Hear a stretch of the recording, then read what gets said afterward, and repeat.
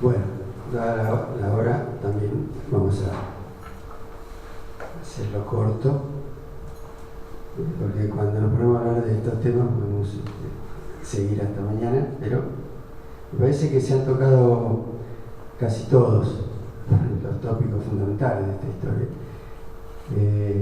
Hay uno que me parece esta semana justamente es un tema bastante complejo hablar de la vivienda, ¿no? Porque hay que ver por dónde se le entra. Hemos tenido un desalojo, no importa quién lo hizo, ¿no? O sí importa, pero no es momento para discutirlo, pero lo cierto es que una buena cantidad de familias que, yo siempre digo, hay una cosa que se llama la legalidad, ¿no? Sí, son las leyes las que tenemos, nos tenemos que manejar dentro de la legalidad para poder vivir en sociedad. Hay otra cosa que es la legitimidad de las acciones, que a veces no corren en paralelo con las legalidades, ¿no? Las leyes son redactadas muchas veces por gente que no tiene los problemas que tienen aquellos que tienen que recurrir a salir afuera de la ley, pero que tienen, como en eso yo rescato siempre algo que dijo Eva Perón, y es que donde hay una necesidad hay un derecho, y entonces si hay una necesidad, las acciones que se toman para que ese derecho se cumplan seguramente son legítimas, y habrá que reformar las leyes en su momento o aplicar las políticas necesarias para que eso dejen de ser puras necesidades y pasen a ser realmente resolución de derechos. Entonces, yo creo que el Hogar Obrero justamente desde sus inicios ha trabajado sobre esto. Hoy acá se habló bastante de los temas de la especulación y de la no especulación, ¿no? De para qué sirven las cooperativas. Creo que nosotros estamos viviendo en la ciudad de Buenos Aires un problema, una etapa compleja en el sentido de que hay una enorme especulación inmobiliaria que atenta justamente contra el derecho no solo a la vivienda, sino al derecho a la ciudad, que es algo más, una manera más contemporánea de tomar ese tema. Me parece que acá Julio planteó algunas cosas recientes, ¿no? Es decir, yo creo que nos estamos debatiendo entre si la vivienda es un bien de cambio o si la vivienda es un bien de uso, ¿no? El Hogar Obrero, él lo planteó, recorrió el camino de considerar a la vivienda como un bien de uso, y eso se ve a partir de todas las intervenciones que tuvo el Hogar Obrero desde sus inicios hasta hoy, ¿no? Es decir, yo recorría justamente para armar esto un poco los discursos de respeto, ¿no? Y la verdad que son absolutamente actuales, ¿no? Es decir, cómo, sin ser arquitecto, por supuesto, en una época donde el higienismo era central, por eso los médicos se ocupaban más que los arquitectos en un principio de estos problemas. Después vinieron los arquitectos de la década del 30, ¿no? Ahí en la década del 30 los arquitectos, por suerte, empezamos a pensar que el problema de la vivienda no era un tema de fachada, sino que era un tema mucho más complejo. Y ahí tenemos a Beterbiev, a Vladimir Costa, a Gautier, a los Vilar, ¿no? Es decir, ahí tenemos unos cuantos en esa época.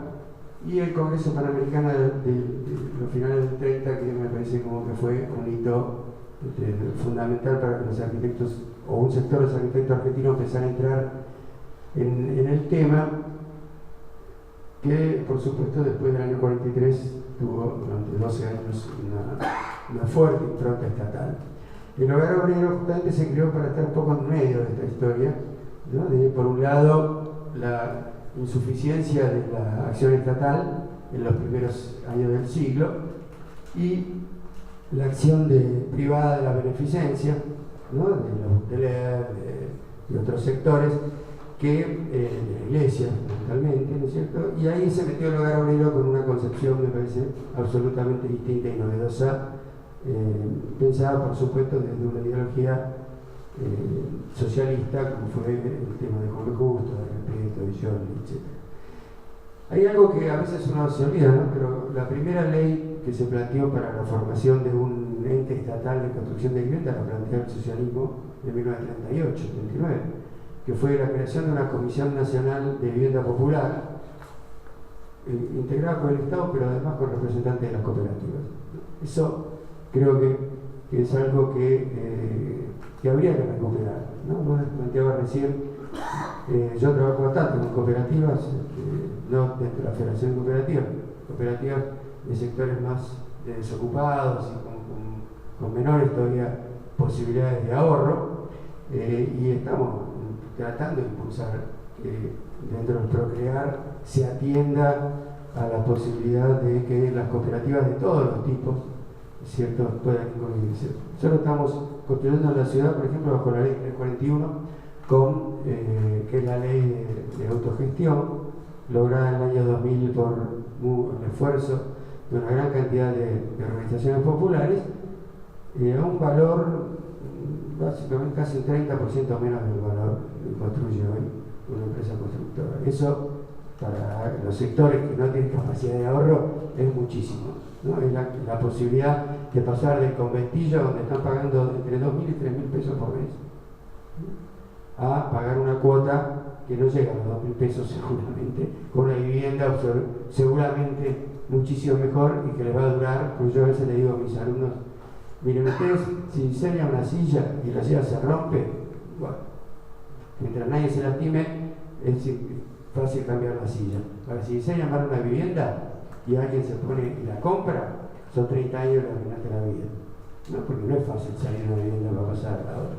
Entonces, a veces en ese sentido son cosas que hay que rescatar, las cosas que planteaba Julio y que planteaba también el contador recién, acerca de que los edificios del hogar obrero tenían una idea de vivienda justamente que era que la vivienda era para usarla, no era para transformarla en un plazo fijo, ¿no es cierto? Y por eso por eso Berta Vida, por eso Juan Antonio Acosta, pero también no nos olvidemos que el hogar obrero ya a fines de la década del 20 vendía muebles, puso un lugar para vender muebles y se discutía cómo tenía que ser el amonamiento de la vivienda que se entregaba. El tema de la cocina, que planteó acá el contador, ¿no? Es decir, la primera vez donde, por supuesto, tomando los elementos del existente mínimo de Alemania, etcétera, donde se discutía justamente cómo en una cocina uno caminaba menos, estaba muy estudiado eso, ¿cierto? Bueno, acá, sin llegar a esos extremos, sí que una cocina tenía que estar equipada. Las primeras cocinas integradas, pero bien integradas, ¿cierto?, que permitían que la mujer compartiera las tareas del hogar y pudiera controlar las actividades de los hijos, etc.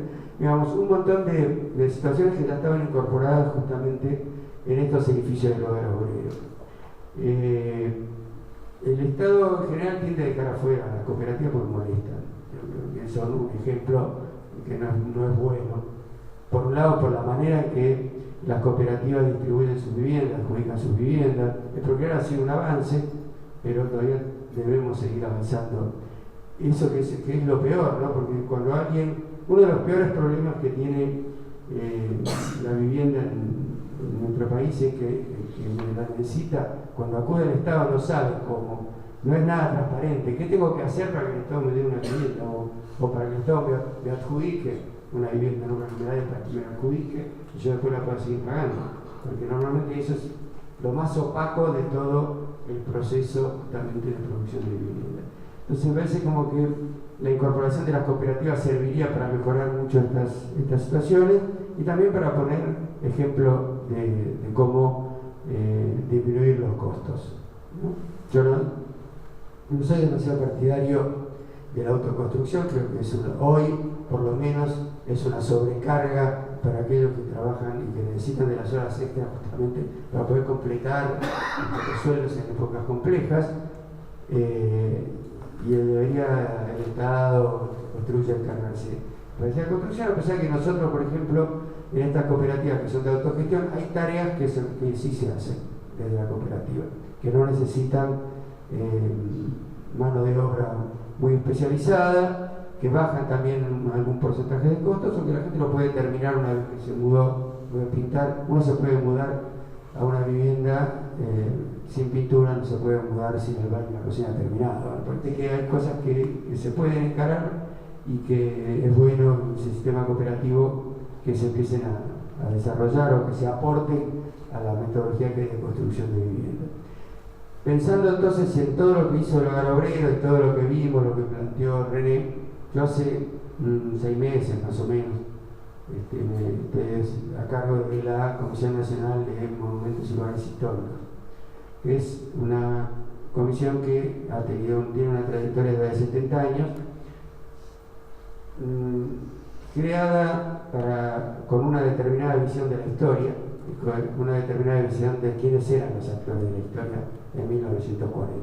Creada por Levene, obviamente Levene pensaba la historia de una manera, pensada por los Mitre, que siempre estuvieron representados, pensada por algún sector de la Iglesia y el Ejército, que contaban la historia de una manera. Creo que hoy estamos con la posibilidad de que, además de esa versión de la historia, le podamos pasar el cepillo, como decía Benjamin, a contrapelo a la historia y ir al revés y ver quiénes fueron los reales constructores de nuestro país y de nuestra historia.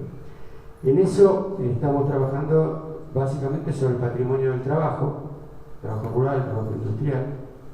Nosotros siempre decimos, bueno, ya se han declarado monumentos históricos todos los cascos de estancia. Ahora, para que existieran los cascos de estancia, hacía falta que alguien trabajara, y ahí justamente estaba la producción. Estamos trabajando ahora para declarar como lugares, monumentos o bienes de interés aquellos lugares, por ejemplo, rurales a donde se trabajaba, los arbores donde trabajaba, los viejos molinos, los instrumentos de trabajo, etc. Y lo mismo en la industria, ¿no? Entonces, también, por supuesto, como una información importante sobre el tema de la vivienda, empezamos a pensar cómo reflejamos los buenos ejemplos de vivienda que han existido en nuestro país para que no terminen, muchos han terminado demolidos lamentablemente en esta ciudad y en algunas otras ciudades del interior, para que eso no se produzca, pero además para que sirvan también para entender cómo se hace bien vivienda, cómo se ha construido bien vivienda en nuestro país y cómo eso que está bien tiene que ser patrimonio del conjunto de la sociedad.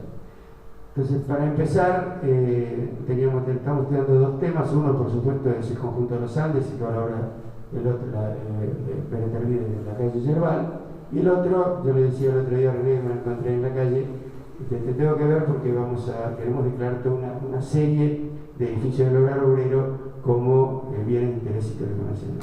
Así que, por supuesto, nos vamos a juntar con René y con los directivos de la cooperativa para ver qué es lo que conviene, cuáles están en condiciones de poder ser declarados. A mí me interesan varios. Hoy hemos cambiado también la manera de declarar monumentos o lugares. Antes se declaraban lugares individuales, ¿no?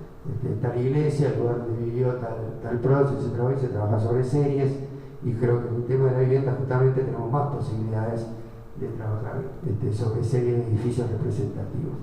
Así que bueno, espero que la próxima vez que nos juntemos pueda ser allá en el Cabildo donde tenemos nosotros la sede y empezar a trabajar acerca de la declaratoria, y en unos meses poder decir, bueno, hoy el Hogar Obrero, además de cumplir 110 años, le ha dejado al país una serie de edificios que han merecido ser bienes de interés histórico nacional. Bueno, muchas gracias.